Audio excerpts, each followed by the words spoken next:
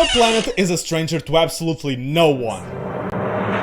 Welcome to Animal Planet. But in the time between 2008 and 2009, something changed. Viewership was tanking big time, and they needed to do something equally as big. They came to the conclusion that this was the perfect time to do a major revamp in its programming and branding, a complete overhaul. They dropped the iconic elephant and earth JPEG from the logo in favor of this sideways M. It almost reads like any 3-year-old planet.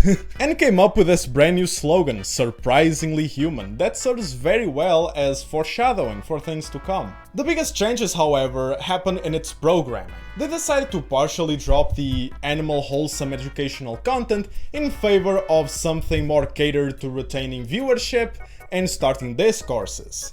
Something a little bit more sensationalized. Taking inspiration from their previous work on Dragons Offense Made Real, they decided to do something more in the realm of edutainment. Except they took the education out of the equation and added BS. And the results were to be as expected. The Navy took the remains of what the boys found. I know this because I was part of the team investigating that beaching and what the Navy did that day. And I believe I know what it is that they took.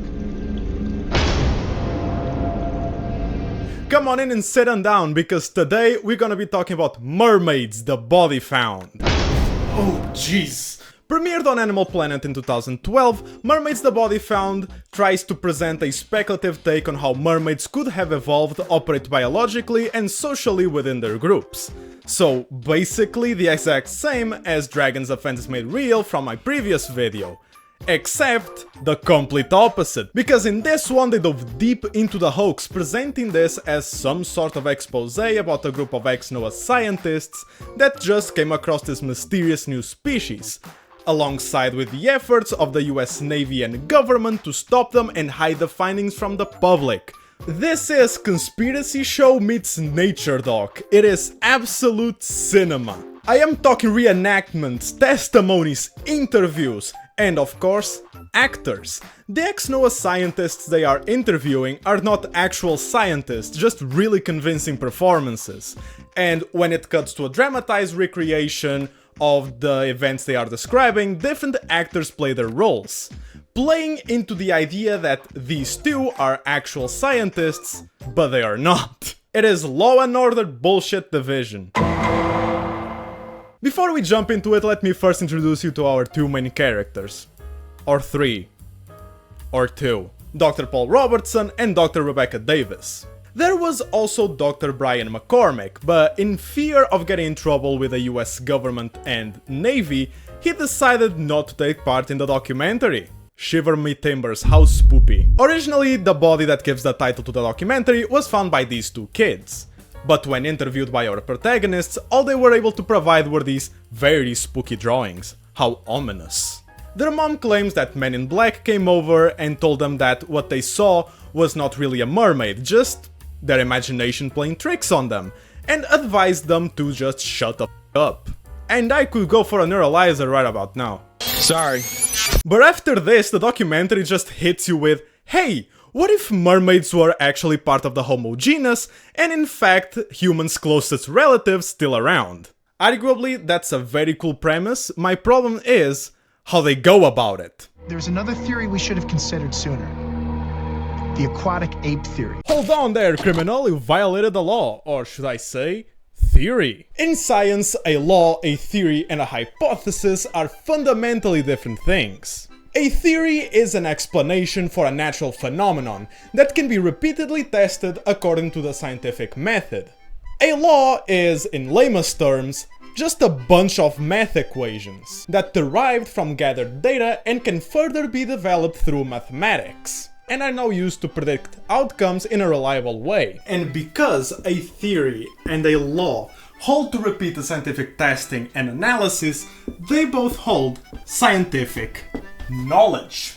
A hypothesis, on the other hand, is the first step in the scientific method. A hypothesis is a suggested solution for a not yet explained natural phenomenon. In this case, an already explained natural phenomenon, and it suggests a completely different explanation to the one proposed by the already accepted scientific theory. In this case, the aquatic ape hypothesis suggests that some of the traits seemingly exclusive to humans are in fact adaptations so we can better hunt along the shoreline. Webbed hands, near hairlessness, the ability to sweat, and fat distribution for better thermal insulation. I have no idea where they got that last one, frankly. The punchline: none of these are exclusive to humans, let alone aquatic animals. Elephants, for example, they are nearly bald, and although good swimmers, they are far from aquatic animals. You know, elephants. Like the one that just got booted from the logo Animal Planet. Hello, I am about to crash out. And by the way, other apes also have webbed fingers as well. It's not webbing, by the way, it's just loose skin. It's almost like they just looked down at their hands and were like, hey yo, I am amphibious as fuck! This is riveting! I know it's always been controversial. That is such a funny way to present this. The aquatic ape hypothesis was not rejected because some grand conspiracy mandates that it just can't be true. It was rejected because there is, well, absolutely no data backing these claims, while at the same time we have plenty of trustworthy data telling us where these traits came from already. And this is Eileen Morgan giving us a TED talk on how she believes we came from aquatic apes. Try to imagine a diver diving into water, hardly makes a splash. Try to imagine a gorilla performing the same maneuver. To her credit though, I do see a monkey. But this one appears to be drowning, dying in front of everyone. What a shame. Part of what makes this documentary so convincing is how they interweave real-life incidents and scientific facts with their own made-up BS. And how they used those real incidents to back the narrative they're trying to push on us. The bloop, for example, was this sound captured in 1997. The loudest sound ever recorded underwater, and for years it went completely unexplained, a complete mystery.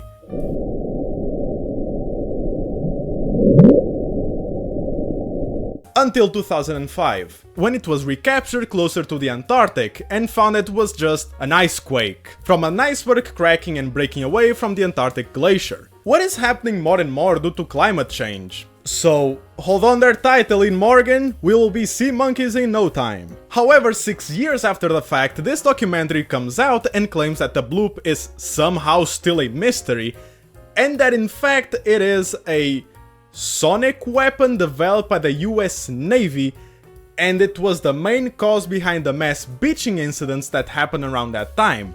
And the body that gives the title to the documentary was found during one of those beaching incidents. Do you see what I mean? This might not sound convincing, but just look at the presentation. First, they show the actual recording of the bloop, with real recording subtitle and everything. But then that subtitle fades out, and they start playing this sci-fi horror mix of whales, dolphins, and a mysterious new species screaming at the pain caused by the sonar weapon. There was another sound on the recording, an animal call, and we realized that this was a bloop signature. The same creature that NOAA had recorded back in 1997. It was the most complex, intricate animal call I had ever heard, and we had no idea what had made the sound. All we knew was that a creature that had only been heard once in human history had just resurfaced. And if you're not paying attention, this just becomes Todd Howard's wet dream. It just works. It's not, I'm not kidding. But it doesn't really end there. They do the same thing with the Cave of Swimmers. A very much real cave with real Neolithic paintings of people fishing and swimming. Very cool by itself, and it shows us that us humans always had a fascination for the ocean. But here in the documentary, they claim that in fact it describes a human v mermaid conflict. Early humans fought savagely over hunting and fishing grounds. Force was used against rival tribes and against any other competitive threat to a valuable food source. And that in the same way that we won the competition for survival with other hominid species, we also sent mermaids into hiding through conflict. And that's why they are still in hiding to this day, due to generational trauma. Excuse my French, but what the actual f***? The Cave of Swimmers is a real place, you can visit it. And the paintings they show are fake. They're completely photoshopped. These are the real ones, by the way. These are pretty cool though. Alongside the testimonies, reenactments, interviews, and fake proof, we also get CGI sequences of the mermaids going about their lives. They go about it a little bit stiffly, they swim like a fish flops. And let me tell you, their lives are filled with drama. Just look at this father heroically sacrificing himself to the Megalodon to protect his family. What a hero! Megalodon.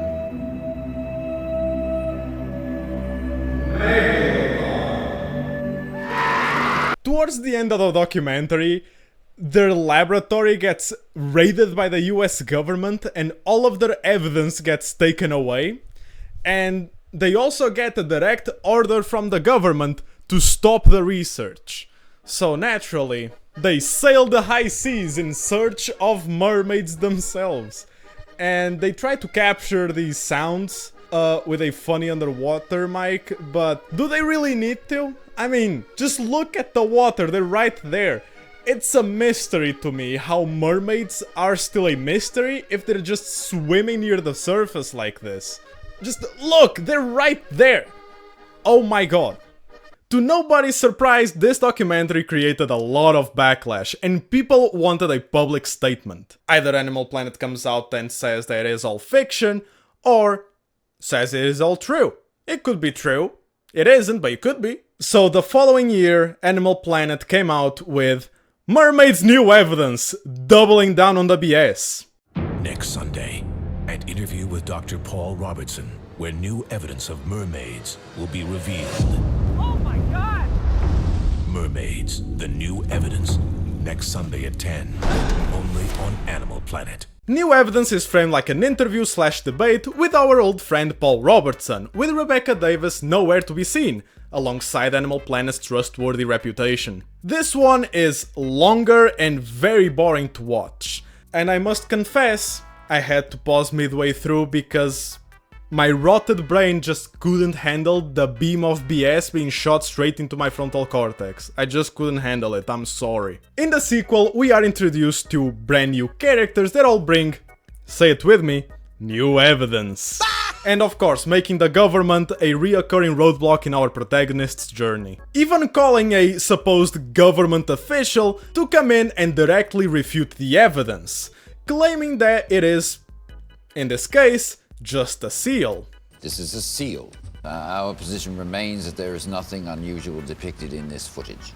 Nothing unusual. In what world that's a seal, my man? That's clearly a straight-to-TV CGI mermaid. A very neat thing about this is that the people who are refuting the evidence never really claim anything to be fake, just misidentified stuff. Oh, that's a seal, that's this, that's that. When the clear answer is that that's fake. The convincing part of New Evidence comes from how boring and dull it all is. It is too long and too boring to be fake. It has long stretches of just silence where nobody's saying anything. When they're talking over a Zoom call, it has delay. It is very realistically boring to be fake. This is just putting salt in my wounds and sand in my eyes. There's no thrill like discovery. Over on Animal Planet's sister channel Discovery, another documentary was airing around the same time as New Evidence. As one trained in the Force knows, true coincidences are rare. Megalodon the monster shark lives. This one follows the same structure as Mermaids the Body Found, where we follow this marine biologist, Carlton Drake, as he goes about trying to prove his theory that Megalodon is somehow still around. Okay, kind of a speck. Yeah, well, at this resolution, it's a speck. When they zoomed in, though, they got this. It's a little fuzzy, but I'd say that's a shark. I'm still definitely thinking great white here. I'm thinking it's Megalodon. Over a 1-month period in April of 2013, Discovery Channel cameras had exclusive access to Colin Drake and his team. I mean, I guess if I made a bunch of stuff up, I would have exclusive access to it too. They go down in the ocean, retrieving zero actual evidence and filming a CGI baby Maggie. Wrongly date a Megalodon fossil, making it millions of years younger than it actually is. And of course they show a bunch of fake footage that, once again, government officials claim to be something else. In this case, an orca. The incident was perpetrated not by a shark, but by a lone orca.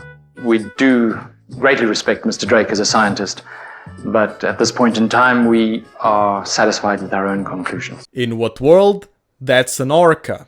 This trend of fake documentaries was causing a lot of uproar in the community, so feeling the pressure, Discovery released another Megalodon documentary, but this time with actual marine biologists clearing everything up.